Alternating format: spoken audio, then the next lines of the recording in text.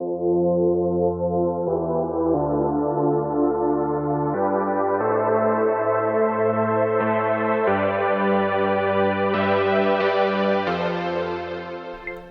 there, it's Stephanie Shea, Chief Astrologer for janspiller.com with your September 2021 Astrological overview. So in the big picture, things will be slowing down this month. It's a unique month in that all the outer planets, Jupiter, Saturn, Uranus, Neptune, and Pluto, will be retrograde. That doesn't necessarily affect us in the day-to-day way that a Mercury retrograde would, but it is creating more of a slowing backdrop, a time to look within for answers versus reaching out and making connections. What we will feel is the Mercury retrograde cycle this month. It starts at the end of the month on the 27th, and it's going to last until October 18th. However, these Mercury retrogrades have a shadow phase that I think of as kind of the warm-up. So you might start even feeling some of these Mercury retrograde effects that can be miscommunications, misconnections, technology glitches, delays, and any kind of trouble syncing up with other people as early as September the 7th. That's when the shadow phase begins. So I would really try to push and get your new ideas off the ground, your new connections during the very first week of September.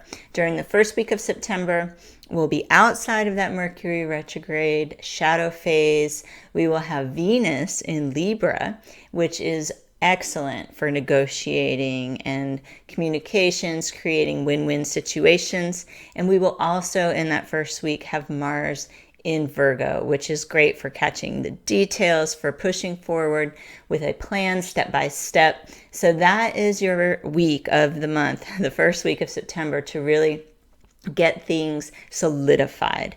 After that, it's going to start to slow down, and you will best use your efforts finishing what you've started and circling back to unfinished business.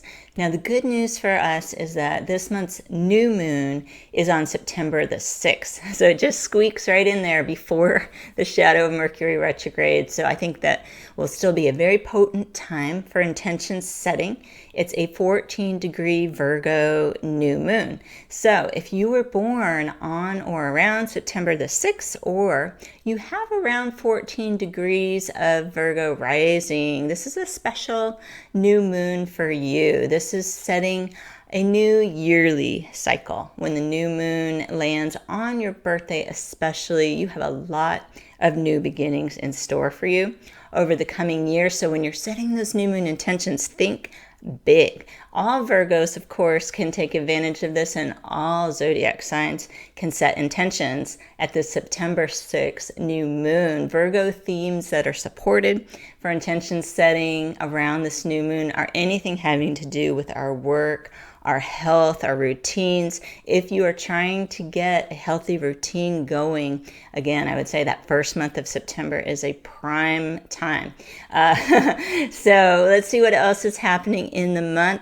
As the month goes on, slowing down, we've got the sun in Virgo all the way through September the 21st. On the 22nd, the sun enters Libra, and that is the fall equinox in the northern hemisphere and the spring equinox for our friends in the southern hemisphere. Either way, it is the beginning of Libra season. So this is a good time to step back, evaluate how your year has been going so far.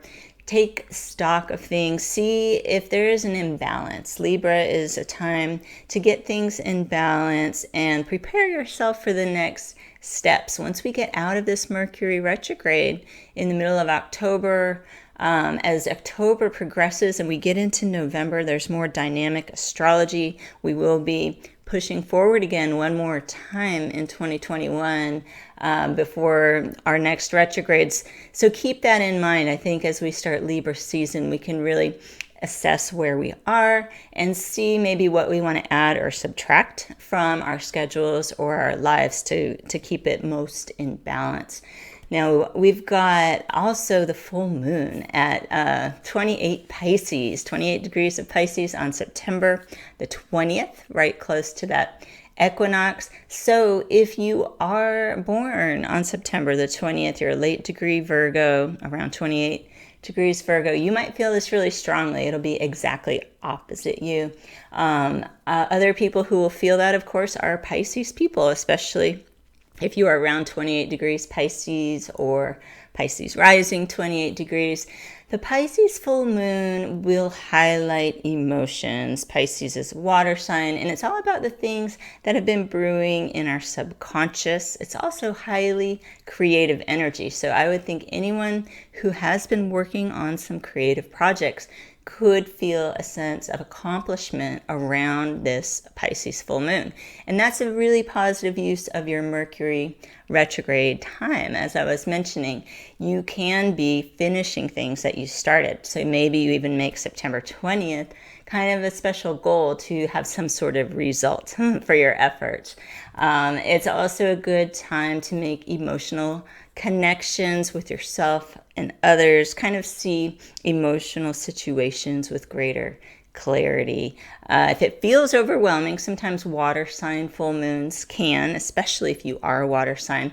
Realize a few days after this full moon has passed, you will be able to have a more balanced type of discussion if there is an issue that needs to be talked about. I always like to follow that because sometimes conversations right at the full moon are too heated. There's too much emotional intensity in the air.